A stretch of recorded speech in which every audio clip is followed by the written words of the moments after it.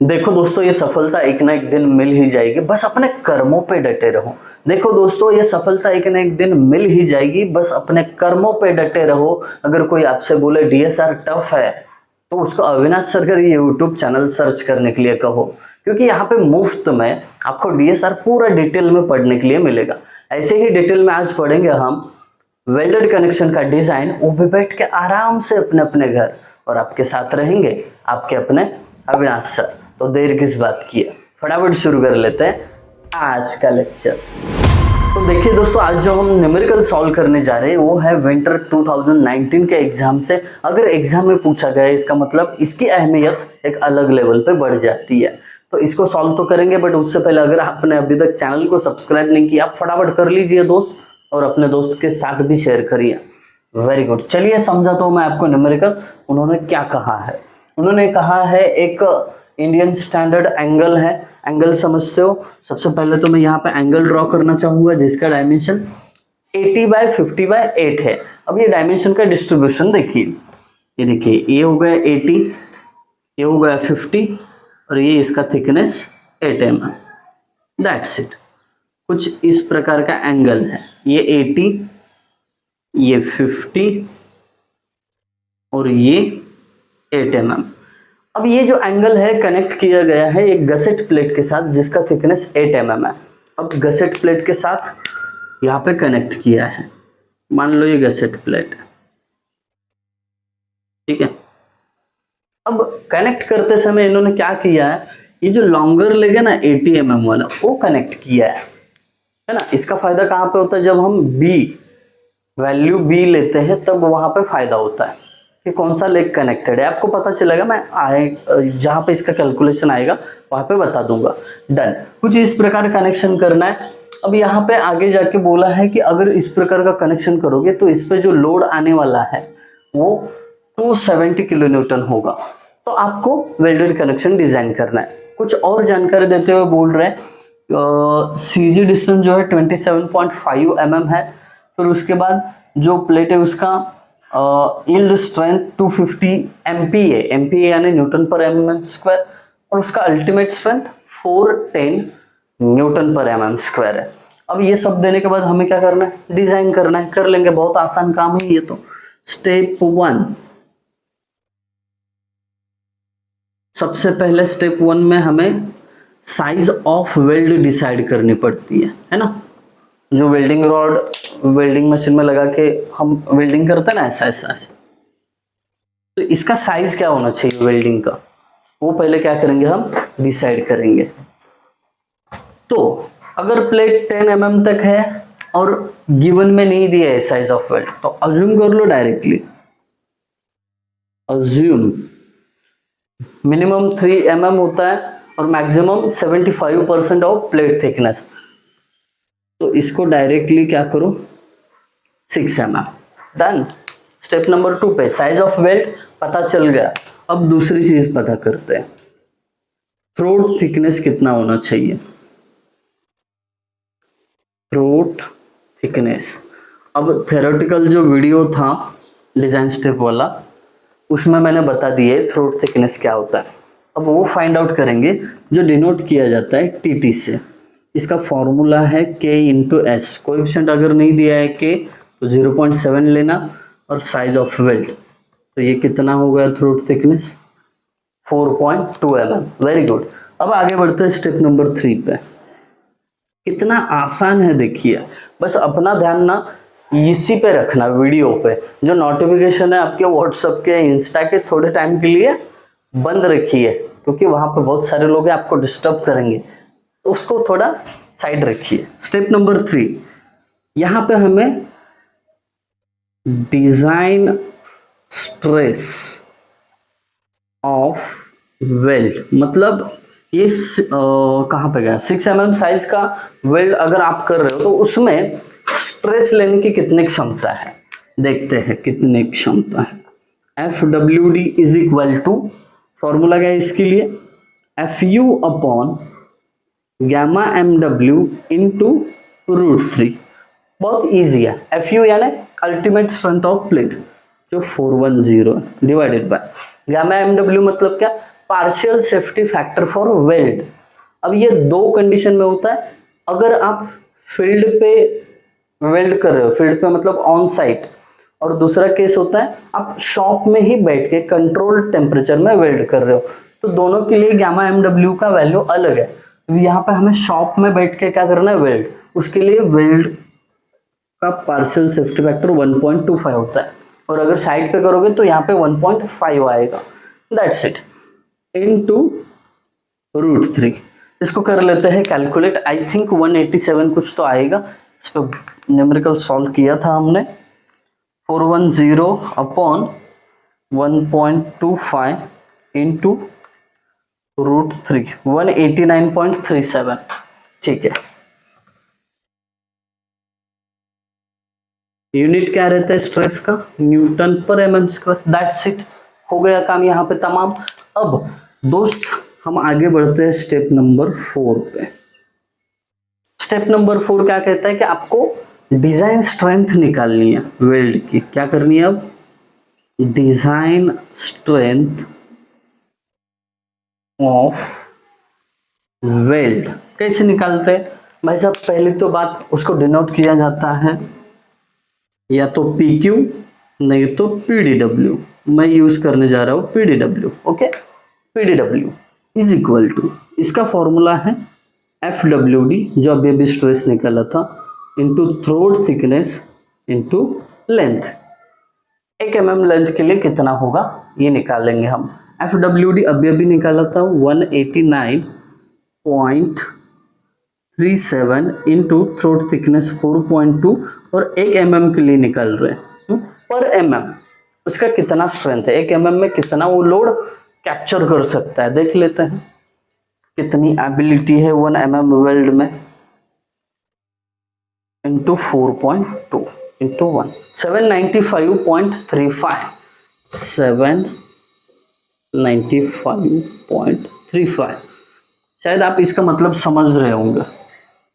समझाता हूँ, प्रैक्टिकल चीज समझना बहुत जरूरी है। मान लो ये दोनों के बीच में अगर आप वेल्ड कर रहे हो, ये 1 mm तक वेल्ड किया आपने, 1 mm डिस्टेंस तक, तो इतने में कितना पावर है, कितना लोड सस्टेन कर सकता है, 795.35 न्यूटन, इतना।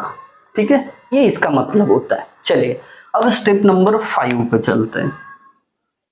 Step 5, effective length of weld.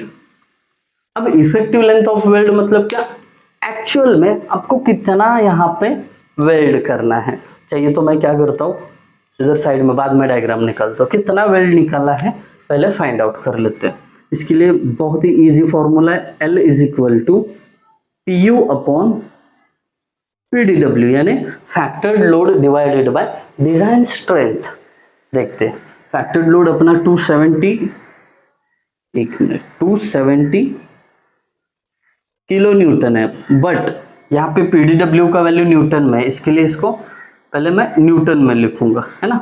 Kilo का 10⁻³ यहाँ पे मैंने दे दिया, divided by PDW 795.35 is equal to, देखते हैं कितना इफेक्टिव लेंथ आता है इसका।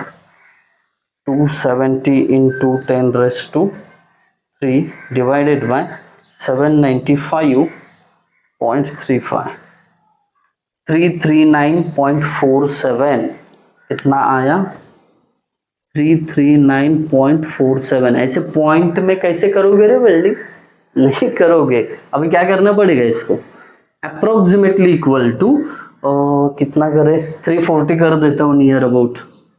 ये आपके ऊपर डिपेंड है, कोई 345 करेगा तो भी गलत नहीं होगा, अजम्पशन खुद का अलग हो सकता है। ठीक है, अब इसके बाद स्टेप नंबर 6 क्या है, एंड रिटर्न्स। चलिए इतना कंजेस्टेड क्यों कर रहा हूं मैं, यहां पे लिख देता हूं स्टेप 6 एंड रिटर्न्स। बस बने रहना है आपको लेक्चर में स्टार्ट से लेके एंड तक। कुछ जरूरी चीजें होती है, इसके लिए तो मैं बोलता हूँ ना आपको कि स्टार्ट से लेके एंड तक हर वीडियो को देखना। कुछ ना कुछ छोटी चीज़ें मैं बीच में बताता हूँ, वो इम्पोर्टेंट होती है। डन। अब ये एंड रिटर्न निकालने से पहले मैं आपको डायग्राम निकाल के बताऊंगा, फिर उसके बाद एंड रिटर्न निकालते हैं, ठीक है। चलिए, ये देखिए, अगर सामने से देखोगे तो कुछ इस प्रकार एक गसेट प्लेट है और उसके साथ हमने एंगल को कनेक्ट किया है। अब ये आगे जाके कुछ इस प्रकार होगा।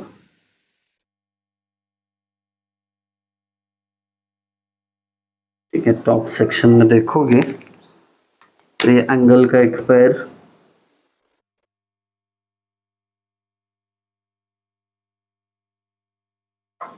ठीक है, ऐसा वेल्ड करना है इस पे। अब वेल्डिंग जो बोला है तीनों साइड पे बोला है, मतलब कहाँ पे, देखिए यहाँ पे और ये साइड पे और ये साइड पे भी। अब ये तो पता है आपको बी है, बट ये और ये पता नहीं है, इसको हम x1 और x2 मान लेते हैं। ये मान लेते हैं x1 है और ये x2 है। तो अब हमें क्या करना है, ये एंड रिटर्न्स निकालना है, x1 और x2। बी तो पता है, बी कितना होगा, 80 mm वाला लेग कनेक्टेड है ना, इसके लिए 80 लिखा मैंने यहाँ पे।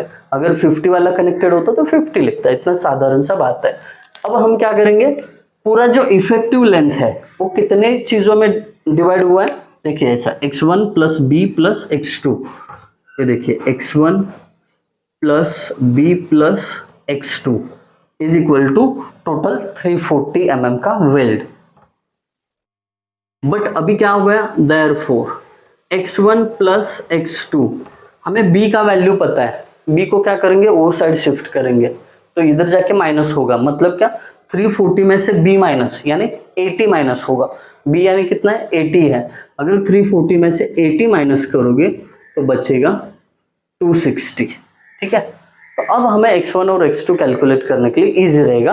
अब इसमें मैंने आपको डिजाइन स्टेप में बताया था, अगर आपके पास सीजी डिस्टेंस है यानी CXX CYY जो भी रहेगा, अगर दिया है तो आपको एक फॉर्मूले का यूज करना है जो कुछ इस प्रकार है, PDW into B into x1, x1 पहले लिखेंगे तो भी कोई गलत नहीं होगा, plus PDW into B/2 minus PU into CXX is equal to 0। इतना सिंपल इक्वेशन है, इसको यूज करना है, करेंगे। PDW का वैल्यू इधर है 795.35 इंटू बी का वैल्यू 80, x1 पता नहीं है, एज इट इज लिखो x1 को, कोई बात नहीं, x1 को लिख दिया मैंने। अब आगे क्या, प्लस ये 795.35, यहाँ पे b पता है 80 है, यहाँ पे भी b पता है 80 डिवाइडेड बाई 2, माइनस PU का वैल्यू 270 इंटू, इसको न्यूटन में जरूर करना, भूलना मत, यहाँ पे किलो न्यूटन में लिखा है, यहाँ पे न्यूटन में करना, भूलेंगे तो गलत हो जाएगा, into 6x 27.5 is equal to 0। करेंगे इक्वेशन को सॉल्व। सबसे पहले तो इसकी वैल्यू निकालेंगे, पूरा टर्म जो है उसकी वैल्यू निकालते हैं। 795.35 इंटू 80 इंटू, डायरेक्टली मैं 80 डिवाइडेड बाई 2 यानी 40 लिखता हूँ इधर, 40 माइनस 270 इंटू 10³ इंटू 27.5। तो इसका आंसर आ जाता है, ENG दबा के इसको ना पावर फॉर्म में लेता हूँ, -4.87, -4.87। तो सबसे पहले तो ये लिखना पड़ेगा 795.35 इंटू 80 इंटू x1 और ये -4.87 इंटू 10⁶ इज इक्वल टू 0। अब देखिए, देयरफॉर x1 निकालने का चांस आ गया, ये माइनस वाला इधर इज इक्वल टू साइन के वो साइड चला जाएगा, तो क्या हो जाएगा, प्लस 487 इंटू 10⁶ डिवाइडेड बाय, अब x1 के साथ ये मल्टीप्लाई में था, ये इधर जाके डिवाइड में जाएगा, 795.35 इंटू 80। अगर किसी को ये साइमल्टेनियस इक्वेशन सॉल्व नहीं करने आते ना, तो सतर्क रहना, आपको प्रैक्टिस की ज़रूरत है। ये डायरेक्टली स्टेप करने पड़ेंगे, क्योंकि आप अगर छोटा छोटा स्टेप करते जाओगे तो बहुत टाइम जाएगा, आपको टाइम नहीं बचेगा पूरा पेपर कवर करने के लिए। तो इसके लिए फटाफट आपको कैलकुलेशन करने हैं। x1 इज इक्वल टू, अब कैलकुलेशन करते हैं इसका, 4.87 इंटू 10⁻6 डिवाइडेड बाय 795.35 इंटू 80, 76.53। कितना आया ये? 76.53 mm। मतलब ये x1 साइड पे कितना करना है आपको? 76.53 mm का वेट। अब ये पॉइंट में कुछ अजीब लग रहा है, इसके लिए इसको हम क्या करेंगे, राउंड फिगर करके इसको ले लेते हैं 77 mm। ठीक है, ज़्यादा प्रिसीजन में चले जाएंगे। अब x1 अगर इतना है तो x2 कितना होगा, यानी a वाला वेल्ट पता करेंगे। x2 इज इक्वल टू, अब ये x1 क्या है, 77 है, ये इधर जाएगा तो माइनस होगा, यानी 260 में से क्या करना पड़ेगा, x1 को माइनस करना पड़ेगा, यानी 260 माइनस 77। तो x2 आपको मिल जाएगा, कितना मिल जाएगा आप लिख देना, आपको आएगा सब्ट्रैक्शन। तो कुछ इस प्रकार आपको डायग्राम भी बनाना है, उसके भी मार्क्स होते हैं। तो आई होप आप सभी को न्यूमेरिकल समझ में आया होगा। समझ में आया तो कमेंट के थ्रू बता दीजिए आपको वीडियो कैसा लगा। Thank you guys for watching video. Thank you so much.